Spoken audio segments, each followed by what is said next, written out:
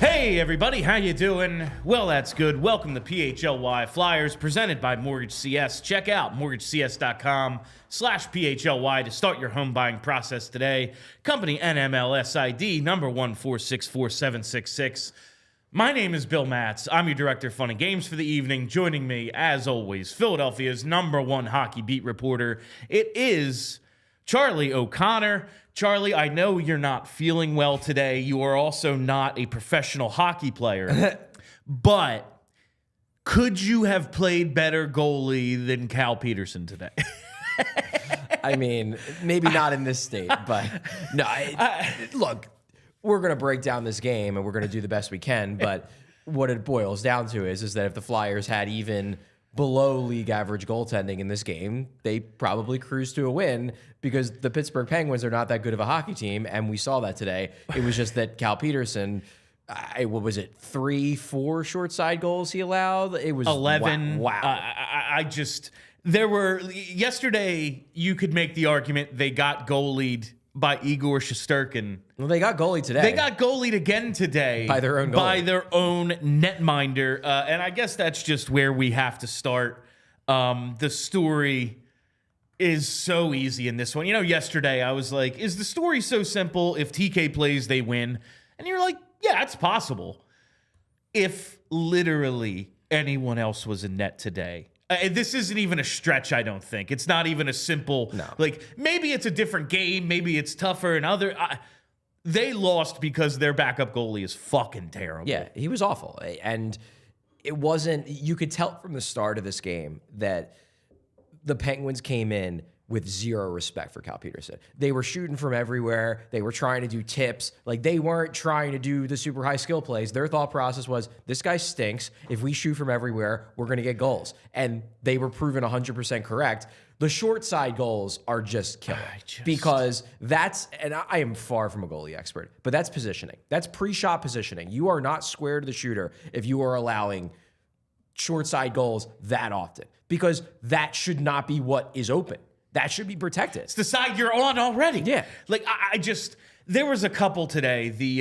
I think it was the go-ahead, maybe 5-4 goal, whatever, the bunch of turnovers down the wall. Forster stall 2, and then Malkin has the puck, sets it up in front, and they just beat Peterson short side again. And it was like, there's nobody on the far side. Yeah. There's absolutely no room for the guy to get over or make a move on you. Where else could that puck have gone? Yeah. Like, there was just, all you had to do was seal off that post, and it's a nothing play. Instead, it's a momentum-killing goal, and that's all that happened all day. No, there was one, and Brian Boucher pointed out, he was on the national broadcast, obviously, where Peterson actually makes the save. It's right after he gives up one of the many weak goals, and he makes the stop on the rush going down that side, but, like, he was as small as he could have possibly looked. The entire, there was a gigantic hole above his shoulder. Yeah. Like, he is crouched down, and that is a goalie that has no freaking clue what he's doing. I thought for sure that puck had gone in, just having seen every goal they scored today. I was like, oh, wow, he stopped one. And it wasn't long after that they got him again. Is Cal Petersen's presence, for everyone who doesn't believe they're actually rebuilding, and we'll see what they do at the trade deadline. We'll get into some of that stuff in a little bit. But is his mere presence the greatest indicator that this is a team that is not worried about this season, at least a front office that is not worried? I realize the circumstances under which he came up and is now, the backup of the team are unfortunate, I guess, I don't know how to put it. Like, it's an unconventional way. It's not like they chose to have Peterson in there right now. Carter Hart's gone. But you were going to have a goalie injury at some point this year. they protected Felix Sandstrom, the whole first 2 months of the season before they finally sent him down. Sure. And now Peterson, he's just the guy. Like, what is this? Like, yeah, we're rebuilding. We don't care. Is that the only reason he's here? I disagree with that line of thinking, because I think the way they look at it is they just don't think Sandstrom is that good either. Now, you could make the case that the way you would make that argument, in my opinion, is if the Flyers weren't rebuilding, they would have went out and tossed a 5th-round pick at somebody once Carter Hart was done, and then been like, let's get ourselves a halfway decent backup. The fact that they're rebuilding, that wasn't the plan. I think the way they look at it is they view Peterson and Sandstrom to be pretty similar, and their bet, it wasn't even really a bet, because if they're pretty much equal, whatever, if Peterson plays decent the rest of the way, maybe you can find some way to get out from under that contract before having to deal with the rest of it. Yeah. Whether you retain money or something, like maybe he surprises people and is okay, and then suddenly he's not viewed as just this god-awful contract that no one in the league wants. The thing was they were playing with fire, because this is a guy who has been bad for multiple seasons. 3 years in a row. Was really bad in the AHL this season. Like, we talked to Bob Rotruck, and he more or less said the goaltending's been trash. Well, Cal Peterson's a big part of that. Yeah. Granted, so is Felix Sandstrom. But point being is that this was inevitable. Like, one of these games from Peterson was probably going to happen. They had gotten 3 decent games from him to start. Like, and they were just kind of playing roulette. And finally, it came up black. It's very funny. The Flyers lose 7-6 today. They are 7-1 now, 7-2 when scoring 5+ goals. Both of their losses are 7-6 in regulation. Wild games. And they're the 2 most ridiculously goaltended games of the season, with the Detroit game right before the Christmas break, where it was like barely NHL hockey. Yeah. And the goalies definitely were showing that. And then today with Cal Peterson in net, Tristan Jarry's been pretty good for them this year. This year, he was bad today. Not today. Yeah, he wasn't. Bad today. I think you have it in the outline, and it's an interesting point of discussion, where the idea of, did they mess up the goaltending this weekend? That's what I wanted to get to next. Because you could make the case that this was a game where all you needed was decent goaltending. Maybe you essentially punt the Rangers game against the better team, and then you win the Penguins game with Ersson in goal. I certainly believe they would have won the game with Ersson in goal. Here's the thing, and this is interesting, because we were discussing this, I think, on Thursday, or no, it was Friday. I think it was Friday in the media room, and Jim Jackson and Brian Boucher were in the media room. We're talking about it. What should they do? And I feel like the consensus was, from people in the room, was go with Peterson on Saturday against the Rangers, and then go with Ersson against the Penguins. The person who disagreed, interestingly enough, was Brian Boucher. And his reasoning, which is interesting, and obviously it didn't work out because they lost both games, but his reasoning was, it sends a bad message to the team that you don't think you can beat the Rangers. That if you essentially start Peterson, you are sending the message to the team that we're not good enough to beat the Rangers, so we're just gonna cross that one out and just accept the fact that we're gonna lose. And that's not the message you want to send to a team where you're trying to build culture. You're trying to build this feeling that we can play with anyone. That was his reason why he wanted them to go Ersson. They obviously go Ersson. It didn't work, but that might have played into some of the thinking, is that if you start Peterson against the Rangers, like, that's saying we're not good enough to beat the Rangers. Yeah, like, I can't imagine. we talked in pregame today, like, oh, it wasn't the Artemi Panarin show, so that was a nice change of pace for the Flyers. They didn't get killed by a superstar. True. They got killed by a superstar. It would have been had Cal Peterson been in there and they saw him play one short side shot, would have been like, guess what I can do? 9 times. I understand that line of thinking. It's just like, to beat the Rangers would have taken an incredible effort. Like, they played very well and still lost. You were going to need that great effort to beat them no matter what, and you need 2 points out of this weekend. To me, the bigger question is this, and especially given the fact that they hadn't played that many games this week. It was a short schedule. Could he have played both? Could you have started Ersson in the back-to-back? He's never done it before at the NHL level, but he's done it before. Yes. He's a goalie. Maybe that was the mistake. Maybe Ersson should have played both games. With the light schedule they had this week, I don't think it would have been crazy. Maybe. Like, if this is last month where they're playing 4 games a week, you can't do it. You absolutely can't, because like they had like a 5-game week in there at one point, I think. But this week and this schedule that they have, man, it is pretty freaking light. Yeah. And I just look at, we told last Saturday, well, it's an event game, and it's like not a true test. It was still a test against a team that's trying to chase you down. Sure. You lose in regulation. But it's an odd game for a goal. It's an odd game. I'm just like, the team overall, you've had now like 3 important test games. You're 0-3 in regulation. It's fair. Man, I want to believe in this team, and I still think like they scored 6 goals today. Like they played, I wouldn't say well, but it's not like they got killed. It was just they got really, really bad goaltending at the worst possible time against fucking Sidney Crosby. Like, 5 when points. does he go? Just a little 5-point day. It just, no big deal. 5 points. When does he go away? Nah.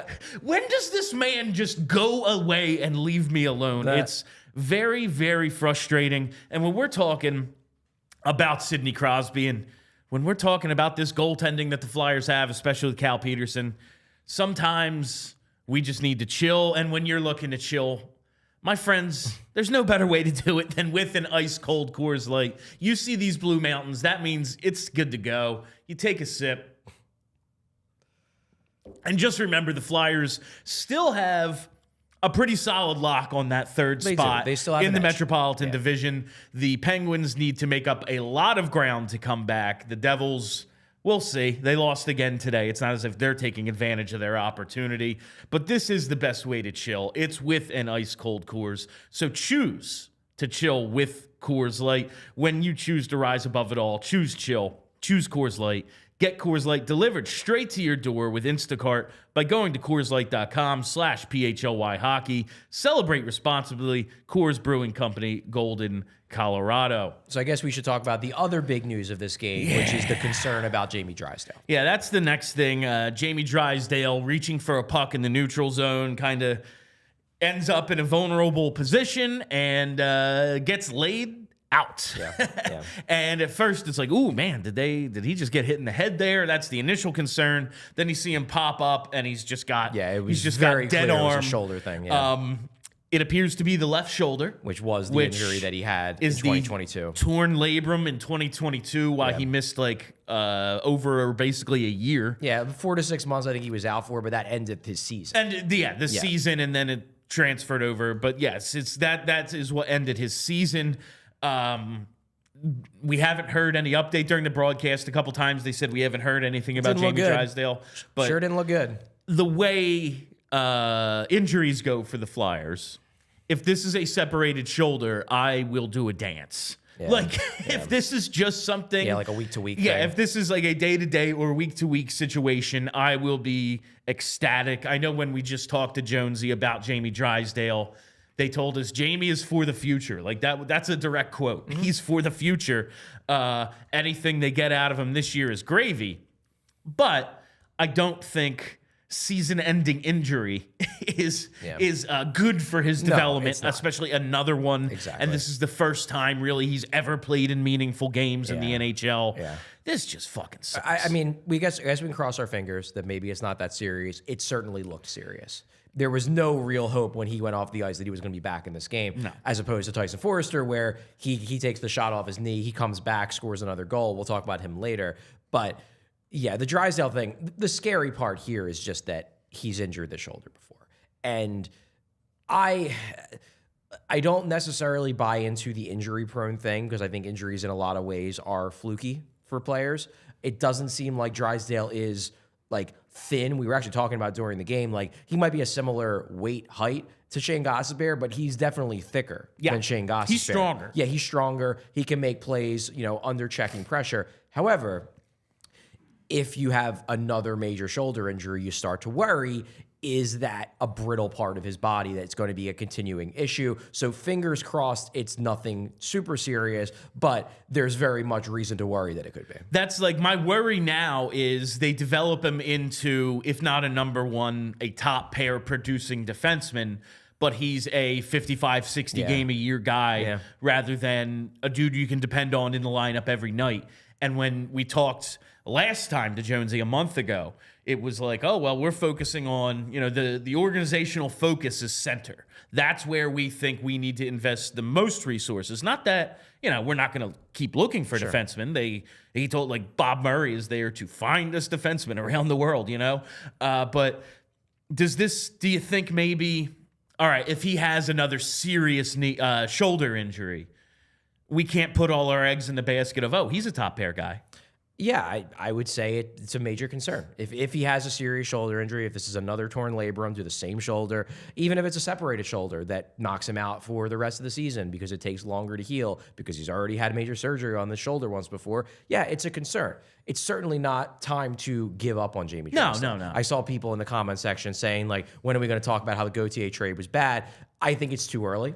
I think the Flyers are very much have looked at Drysdale from the start as a project, a guy who you're really not going to get a handle on what he's going to be here until probably next season when he has a full camp, a full summer, whatever. But if this is a serious injury, he might be ready for next season, but it might have screwed his whole summer up. Like, this is the kind of thing you have to worry about. And yeah, it's concerning. It's not time to write off Jamie Drysdale by any means, but I would be lying if I tried to act like this isn't a concern. No, listen, I am treating Jamie Drysdale as if this is just another bump in the road. He's 21. Things are going to work out.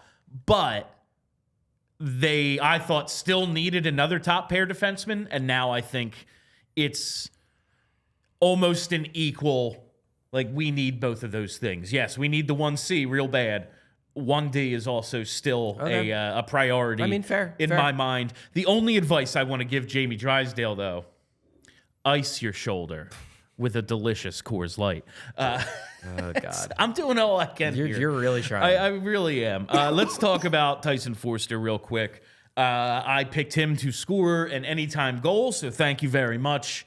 In the pregame show, hope everyone tailed that bet and left the Flyers money line alone. But listen, we paid for everything with one Tyson Forster goal, so you can't really hold that against me. He left after he took that shot off the knee, and it was, all right, if that's right above the knee, it's a bad bruise. If it's on the knee, on the cap, like, ooh, that's not great. But he came back, scored again. He looked a little hobbled when he first came back. Still got a goal. Scored again. Yeah. So what do you think, like, down the stretch here, I'm looking at Tyson Forster as a guy, the way he plays in all three zones, and now he's putting the puck in the net a little bit, as a dude who, if this team is to get into the playoffs, which still pretty likely, at least based on, like, standings, he could play a big role for this team as a checking forward who can score. Yeah. Are we starting to see it all come together for him? Is this just another hot streak? What do you make of what we've seen out of Tyson Forster the last couple games since he come back? I mean, I'm not ready to say that it's him figuring it out completely. He's still a rookie. He's still learning, the ins and outs of beating NHL goalies on a regular basis. However, look, he scored yesterday, scores twice today. We've always thought that he's going to score, that eventually it's going to click. Maybe this is just a hot streak, but it does serve as a reminder that he can score. He is capable. Like that, the second goal was more just a slam dunk. Like, he just can't miss the net. First goal, though, that's a goal scorer's goal. Yes. Like that is a well played in close shot that Forster nails, and those are the kind of goals that he's going to need to score in those dirty areas close to the net if he's going to want to be a 30-goal scorer. And if he can keep up the strong defensive play, then suddenly you're looking at a really impactful guy. Not a superstar, probably not, but a really impactful guy. Like, look at this game. This is a rookie. This is a guy I believe is 21, 22, something like that. I think he's still 21, I think. But if not, he just turned 22. He missed time in this game because of the shot off the kneecap. He still is second on the team in ice time tonight. Like, John Tortorella, loves this he guy. Trusts this friggin' kid. And if, like, sometimes a coach can fall in love with a guy for the wrong reasons. This guy is one of those guys where, like, his on-ice expected goals for the season is like 58%. Like, I am perfectly fine with giving a guy that allows you to get, six scoring chances out of every 10 when he's out there. Like, that's cool. And I have no problem with him trusting Tyson Forster. I'm excited about Tyson Forster. Yes. I am mildly surprised at how many people online are very vocal Tyson Forster doubters. I don't quite get it because he's showing a lot of promise this year. He's already earned, like, here's my thing with Tyson Forster. If you believe that John Tortorella is a good coach and is doing a good coaching job this year, maybe trust him that this Forster kid has got it.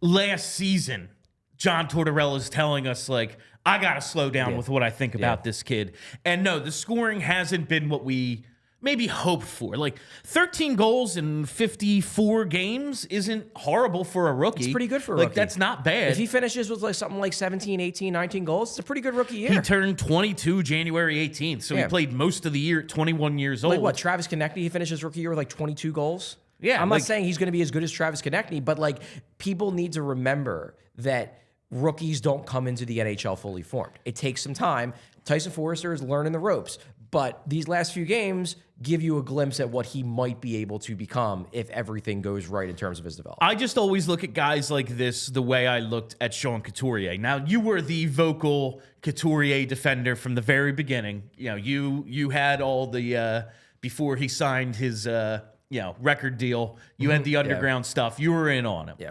I always looked at him as like, he's good. And if he ever figures out the offensive end, he's going to be fucking awesome. Yeah. And I'm looking at Forster a lot the same way, and I think his offensive upside is considerably higher. Like, man, he's already doing those little things that coaches like yell at superstars about not doing. And that's why Torts loves him so much, is that he is shocked of like what he doesn't have to tell Tyson Forster, like what he doesn't have to criticize him for, because Forster just does it naturally. And look, I don't know if he's, I would push back a little bit that I don't think he has definitely has higher scoring upside than Couturier. Like Couturier was a point per game guy at his best when he was a Selke guy. But I could see Forster being a better goal scorer than Sean Couturier. In terms of creating his own shot, like Sean Couturier went to the net and Claude Giroux backed it off someone to get it there, and then it hit him and went in. Yeah.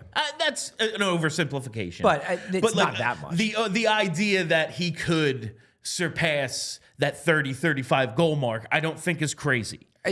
Look, the best case scenario for Forster is that I don't think he has like 50 goal a year potential, but he could be like in that 35 to 40 range while also having incredible underlying metrics that allow a coach to feel comfortable giving him 20 minutes a night. And for a 23rd overall pick, pretty good. That ain't bad. In a draft that's looking pretty weak. What was that super chat I see from Michael McCullen? Cal was a disaster. Cal was a disaster. Thanks, Carter. Yeah. Well, you know, in the grand scheme of things I'm going to blame Carter Hart for, I don't know if this makes the list, but it is annoying having to watch a shitty goal. Yeah, it is. And we were getting great goaltending when they had the good duo. Tandem. Yeah. Obviously, they don't anymore. They have one goalie in Sam Ersson who is good, and then they don't have a plan. In my mind, what I would do in this situation, going back to Cal Petersen, to me, this is the last game Cal Petersen plays with the Flyers this season. You send him down, you call up Felix Sandstrom. You see what he's got. You can't do to the... Listen, Cal Petersen's making $5 million. He's here. I get why you rolled the dice to see if it would work. Exactly. I don't know if you can do it to the locker room. Like, you're already going to take away Sean Walker. You're kind of telling him we might take away Scott Laughton from you.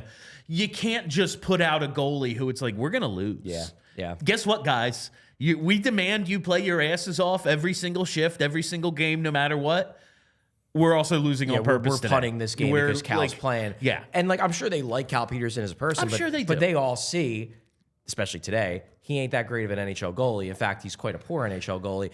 I thought the real tell, and I'm curious as to what John Tortorella had to say after the game, you know, if he holds back. But the tell of how Torts viewed this game, like John Tortorella has not been, as a Flyers head coach, has not been an early goalie pull guy. He pulled him with 340 left. Like that was you know what? Keeping him in doesn't even matter because he ain't stopping it anyway, so we might as well pull him now. The expected goal of the Penguins getting the puck with or without a goalie in the net today, it was like, negligible. It's $5 million for Cal Petersen. Seems like a waste of money. You know what the Flyers could probably use? They could probably use Rocket Money because Rocket Money is a personal finance app that finds and cancels your unwanted subscriptions, monitors your spending, and helps lower your bills. I can see all my subscriptions in one place, and if I see something I don't want, I can cancel with just one tap. I never have to get on the phone customer service, which is awesome for me because Very few things I hate more than talking on the phone. Rocket Money will even try to get you a refund for the last couple of months of wasted money and negotiate to lower your bills for you by up to 20%. All you have to do is take a picture of your bill, and Rocket Money takes care of the rest. Rocket Money has over 5 million users and has helped save its members an average of $720 a year with over 500 million in canceled subscriptions. So if you're like, yeah, my subscription services is a couple bucks here, a couple there, it clearly adds up. Over $720 a year is what Rocket Money saves on average for its users. So stop wasting money on things you don't use. Cancel your unwanted subscriptions by going to rocketmoney.com/PHLY. That's rocketmoney.com/PHLY. rocketmoney.com/PHLY. I want to talk about our guy, Scott Laughton, today. He really wants to stay, doesn't he?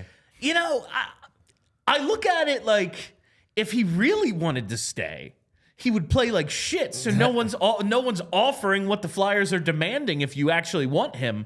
But he is now on a 7-game point streak. He had the shorthanded goal to tie the game 4-4. He also took the shot that Sanheim tipped on the first goal. He got a primary assist there. So that's 9 points in his last 7 games. He's tied with TK for the team lead in scoring since February 10th. I mean, TK's missed 2 games, but helps. That's still pretty not impressive. bad. Yeah. And he's +8 in these last 7 games, which also leads the team. Do you think that this changes the possibility? Like his play during this stretch, him looking like himself, not just with the points, because the points are above and beyond what he probably brings to a team on average, but him on this hot streak, him playing a lot more like himself. Do you think that raises the possibility he gets traded? No, I don't. And this is going back to what Keith Jones told us when we talked to him on Friday.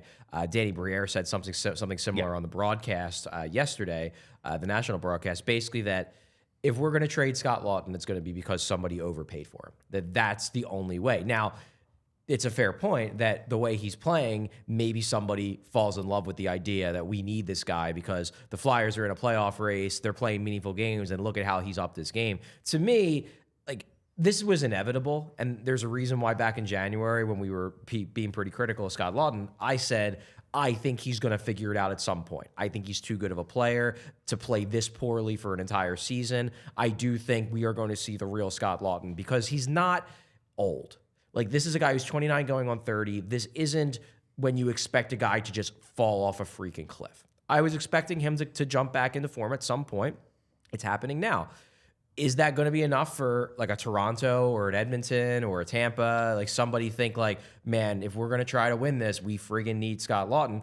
It's possible, but if somebody pries Scott Laughton away, it's going to be because they gave up a shitload. Like, that seems to be what Jonesy and Briere have made clear over these last few days is that, look, we ain't trying to trade Scott Laughton. If somebody offers us like a first-round pick and a quality prospect, like just like way too much for a guy who hasn't been that great most of this year, I guess we got to do it. But we ain't looking to trade him. We love this guy.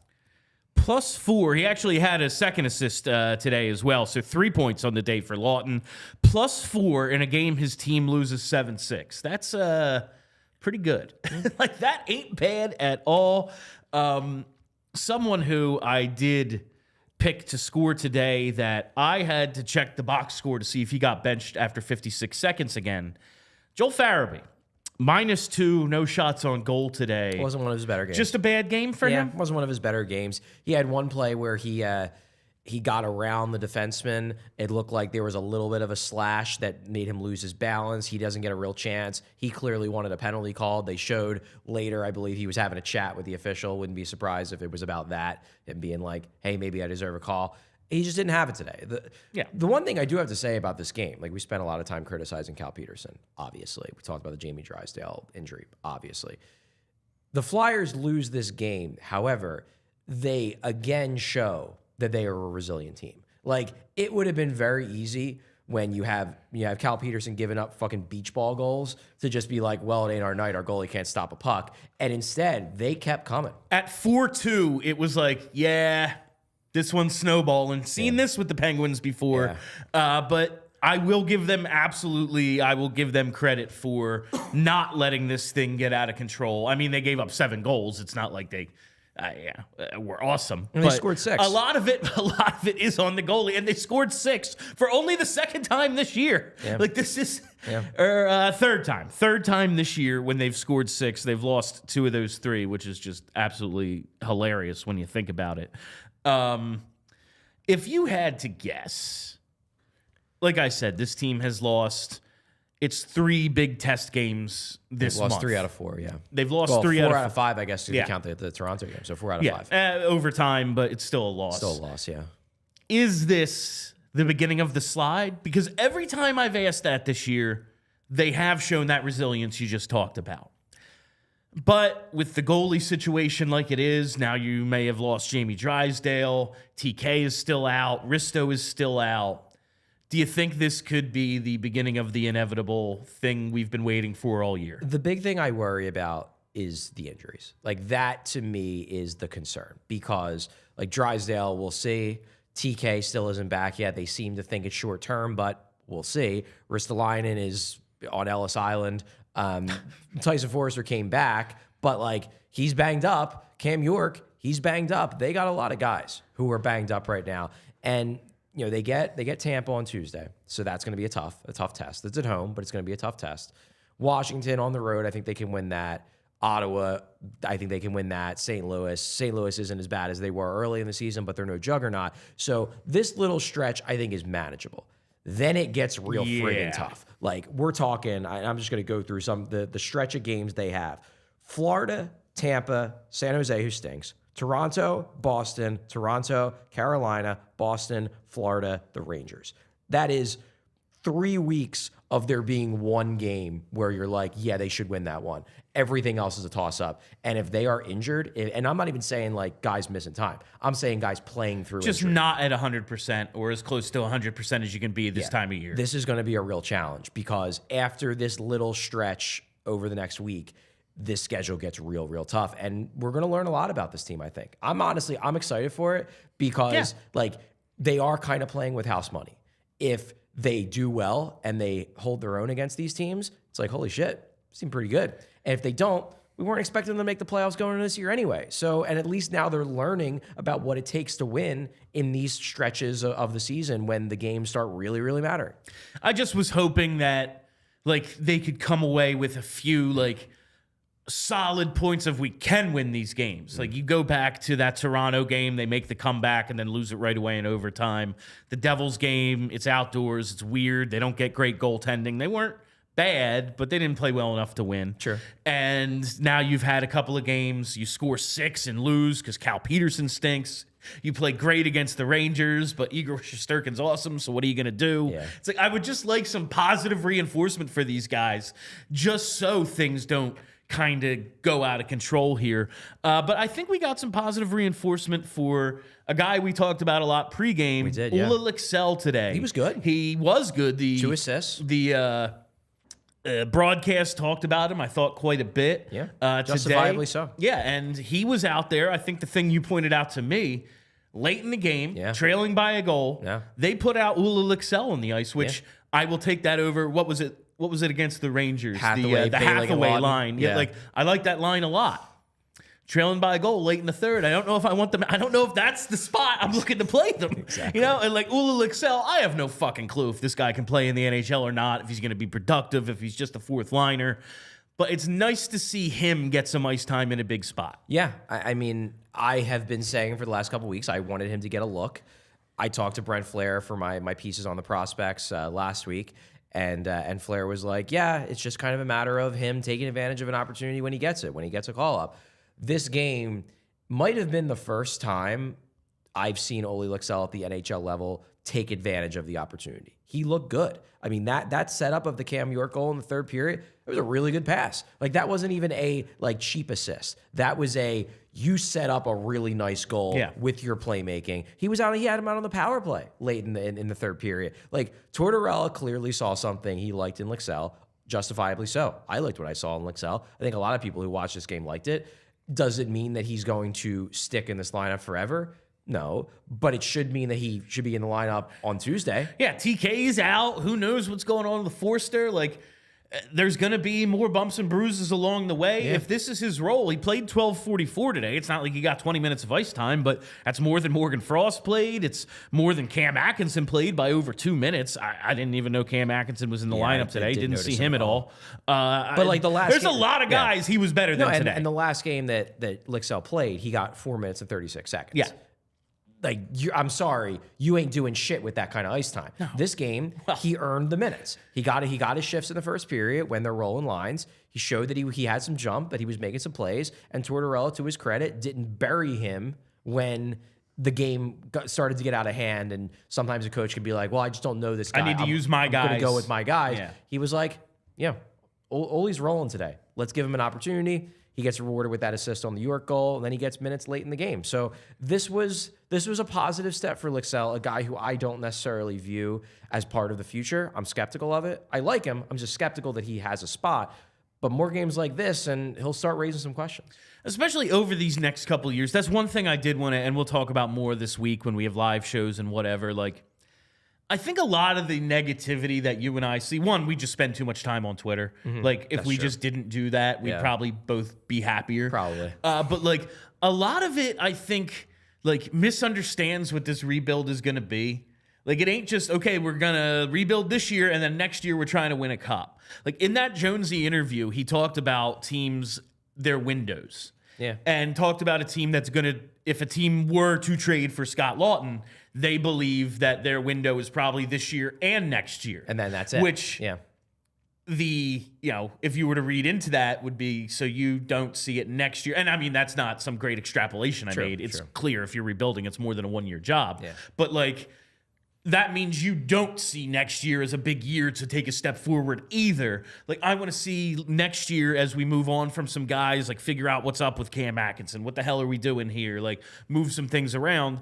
And Ula Lixell or whoever in the AHL kind of get that ice time rather than a veteran. It's fair. I think that stuff's going to happen over the next couple of years because it's all about Matvei Michkov. Nothing counts till he gets here. That's what it seems like. Yeah, and I think too, and this is something to remember in terms of what they're doing. Like, they are looking at this from a long-term perspective without a doubt. And also, and this is an interesting thing too, I heard people talking about it on the broadcast, the national guys, about if Drysdale misses time, does this mean that they won't trade Sean Walker? That was the last thing. Yeah. That's going to be a test. It's going to be, because like, I would like to think that it won't have that big of an impact because they've been telling us, we're going to look at the long term. However, it's going to test their commitment to this long-term plan. Because suddenly, if Drysdale has to miss time, if Risto doesn't look like he's coming back anytime soon, suddenly it's like, okay, well, on the right side, you have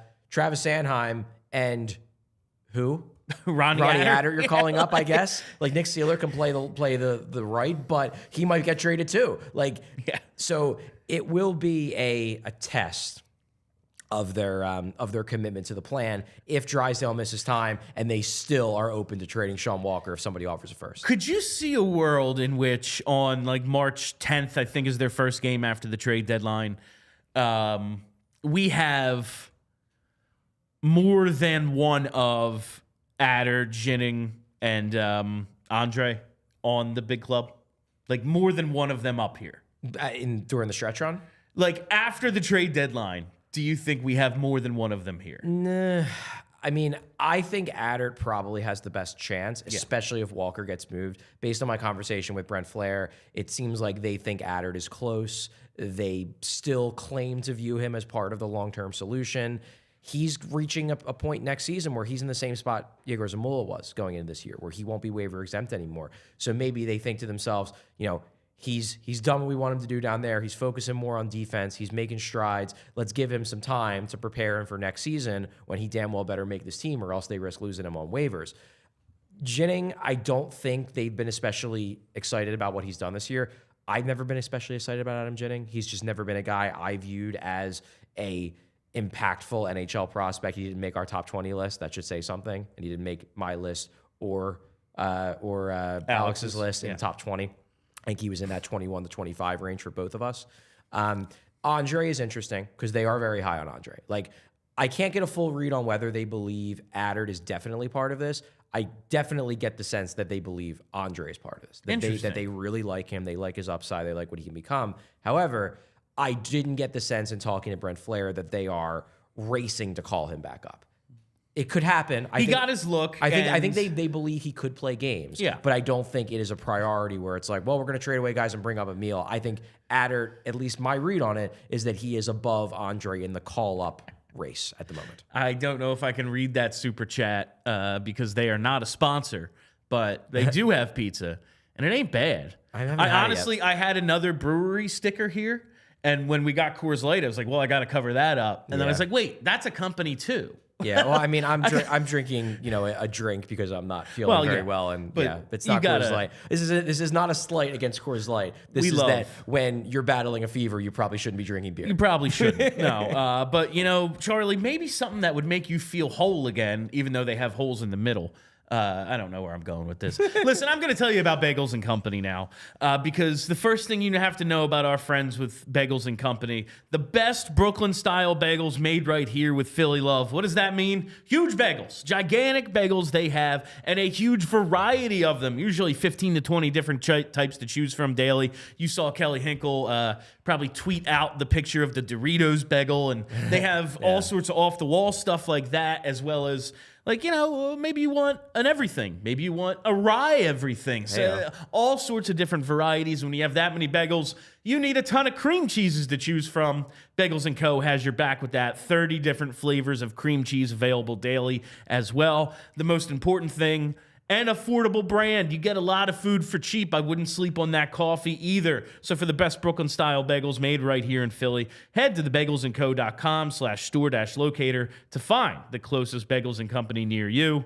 And without any further ado, Charlie, it is time for your 3 stars of the game, brought to you by, we'll say Coors Light again. Sure. Cheers. Charlie, who is star number 3? Star number 3, I am giving it to Travis Sanheim. Travis Sanheim scores 2 goals. We were joking, me and you, watching the game in studio, that this is going to be where he's going to get his hat trick. He's finally going to score one.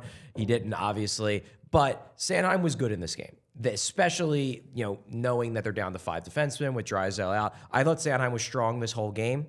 Obviously, he gets the 2 goals. He's a +3.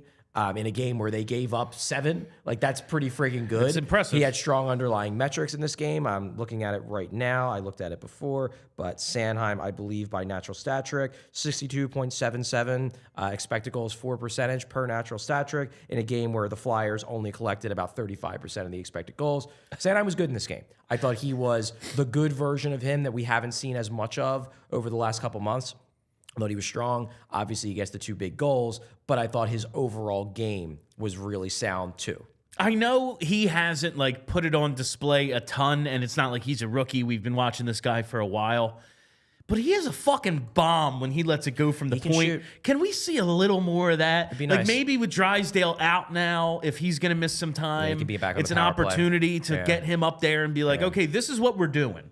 We're going to let you fucking shoot again, because he's pretty good at it. Yeah. I don't know. Just a thought. Let's hear star number 2. Star number 2, it appears that he didn't have 5 points in this game.